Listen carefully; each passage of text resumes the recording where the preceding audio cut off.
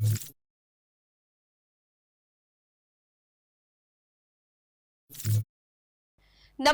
હું છું પ્રિયા અને તમે જોઈ રહ્યા છો જનતા કી જાણકારી ન્યૂઝ। નજર કરીએ આજના સમાચાર ઉપર। ગીર સોમનાથ ઉનાના ધારાસભ્ય કાળુભાઈ રાઠોડના સમર્થનમાં આવ્યા અલગ અલગ તાલુકાના અગ્રણીઓ। બુટલેગર દ્વારા ધારાસભ્યને બદનામ થાય તેવો લેટર વાયરલ કરાયો। બુટલેગર પર અનેક પ્રકારના ગુન્હા છે અને તે હાલ પણ જેલમાં સજા ભોગવી રહ્યો છે। ઉનાના ધારાસભ્ય કાળુભાઈ રાઠોડની રાજકીય કારકિર્દી ખતમ કરવા વિરોધીઓનું કાવતરું હોય તેવા આક્ષેપો। કિશનભાઈ નગાભાઈ ડોડિયા, ગામ જાખરવાડા, તાલુકો ઉના, જિલ્લો ગીર સોમનાથ।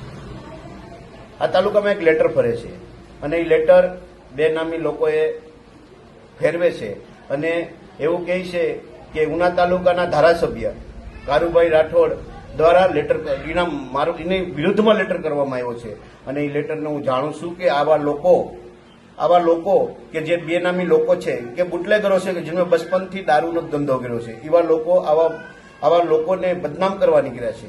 આ તાલુકાના ધારાસભ્યને હું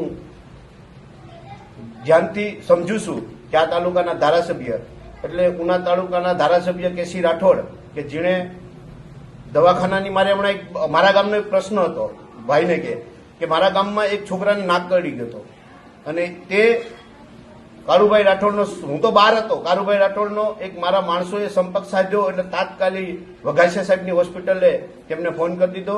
તેમના માણસો આવી ગયા અને તેને તાત્કાલિક સારવાર આપી અને સજીવન થઈ ગયો। કોબરા નાક કરડી ગયો હતો એટલે આવા લોકો બેનામી પત્ર બહાર પાડી અને આવા લોકોને બદનામ કરે છે। કોળી સમાજના અમારા આ તાલુકાના ધારાસભ્ય એટલે કે કેસી રાઠોડ અને ખરેખર આ તાલુકામાં ઘણો સમયથી મારી ઉંમર આજે 45 વર્ષની ઉંમર છે।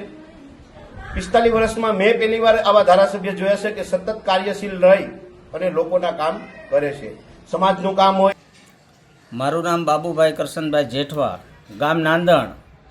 મારો એક ખુલ્લો આક્ષેપ છે કે અમારા કોળી સમાજના લોકલાડીલા ધારાસભ્ય કાળુભાઈ રાઠોડ સાહેબની જે વિરોધ કરે છે, જેને આવી રીતે લેટર અરજી લખીને મોકલી કે ભાઈ કાળુભાઈ આવા ધંધા કરાવે છે, પણ અમારા સમાજનો ખુલ્લો વિરોધ છે કે ભાઈ તંત્ર ટોટલ જે અધિકારીશ્રીની જેની ફરજમાં આવતું હોય એ અમારા ધારાસભ્યો પર ખોટો આક્ષેપ કરવાથી અમે કોળી સમાજ બધી સાથે છે અને જે ખોટી અરજી કે જે કંઈ કર્યું હોય કે ટીવીના માધ્યમથી જેને મોકલ્યું હોય એની ઉપર કાયદેસરની કાર્યવાહી થવી જોઈએ એવી અમારા કોળી સમાજની, ઇતર સમાજની અને ઉના તાલુકાના 80% સમાજ છે એ કાળુભાઈ ભેગો છે અને કોઈ પણ જો ખોટી રીતે કાંઈ કાવા દાવા કરતા હોય તો એ બધા ધંધા બંધ કરી દે।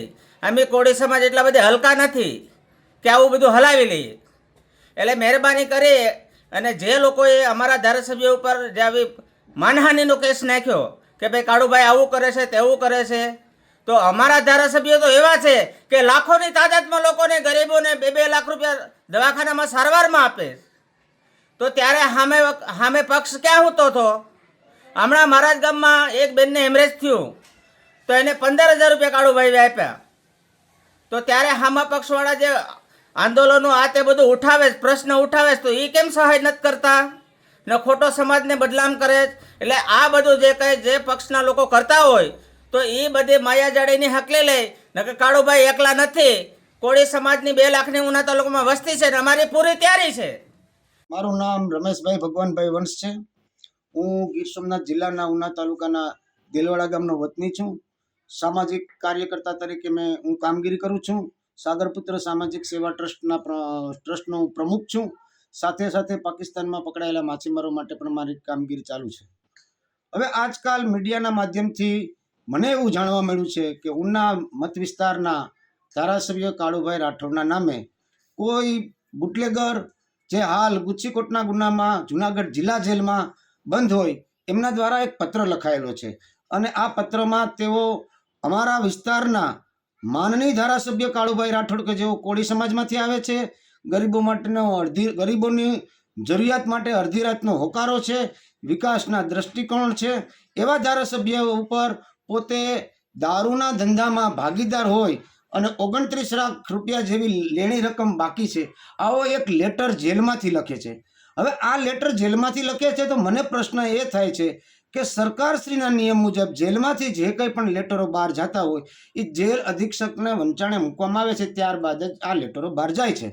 પરંતુ આજે દિવ્ય ભાસ્કરમાં એક નવા સમાચાર સાંભળ્યા કે આ લેટર બાબતે ગૃહ વિભાગ દ્વારા તપાસ કરવામાં આવી તો આ ઉકા જાદવ બુટલેગર છે એવું નિવેદન આપે છે કે આ પત્ર મેં લખ્યો નથી કે મારી નીચે સાઇન નથી. તો આ તાલુકામાં કેટલાક લોકો કાળુભાઈ રાઠોડ કેસી રાઠોડની પ્રજાલક્ષી કામગીરીથી એકદમ હદભ્રત થઈ ગયા છે. પ્રજાનો ઉભરાતો પ્રેમ તેઓ સહન નથી કરી શકતા. એટલે કોઈ હરામખોરોએ કે જેના માટે XYZ શબ્દ વાપરી ન શકાય એવા લોકોએ આ પત્ર વાયરલ કરી અને અમારા માનવંતા ધારાસભ્ય કાળુભાઈ રાઠોડને બદનામ કરવાનું એક ષડતંત્ર રચ્યું છે. મારું નામ હરકિશનભાઈ બાબુભાઈ સોલંકી છે.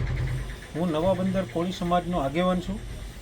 તેમની સાથે નવા બંદર ગ્રામ પંચાયતનો ઉપસરપંચ છું. હાલ આજના સમયમાં મને એક વાત જાણવા મળી કે ભાઈ ઉનાના ધારાસભ્ય જે કેસી રાઠોડ કે જે અત્યારે હાલ ધારાસભ્યની ટ્રમ્પમાં છે અને તેમના ઉપર તેમના પ્રત્યે મારી એક અંગત લાગણી છે. જે માણસે નિસ્વાર્થ ભાવે ઉનાની જનતા, ઉના તાલુકાની જનતા, અમીર ગરીબ ઊંચ નીચનો ભેદભાવ વગર કાળુભાઈએ દુઃખમાં સુખમાં બધીમાં જ મહેનત કરી છે.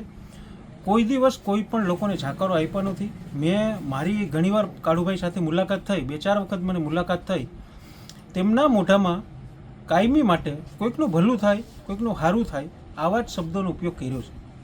કંઈક ને કંઈક તેમણે પોતાની રીતે લોકોને મદદ કરવાનો પ્રયત્ન કર્યો છે. મેં ઘણીવાર જોયું છે કે નાનો માણસ કાળુભાઈની ઓફિસે આવીને કહે કે કાળુભાઈ મને આવી તકલીફ છે, મને દવાખાનાની તકલીફ છે, તો કાળુભાઈએ પોતાના ખિસ્સામાંથી 10,000 કાઢીને કે 25,000 કાઢીને કે 50,000 કાઢીને આપ્યા છે. આપ્યા છતાં પણ ડૉક્ટરને ભલામણ કરે કે ભાઈ આ ફલાણો માણસ છે, તેમની પરિસ્થિતિ નબળી છે, એટલા માટે તમે તેને શક્ય હોય એટલી મદદ કરજો. મેં પણ મદદ કરી છે. આવા કામો છે તે કાળુભાઈને મેં રૂબરૂમાં સાક્ષાત આવા કામો જોયેલા છે.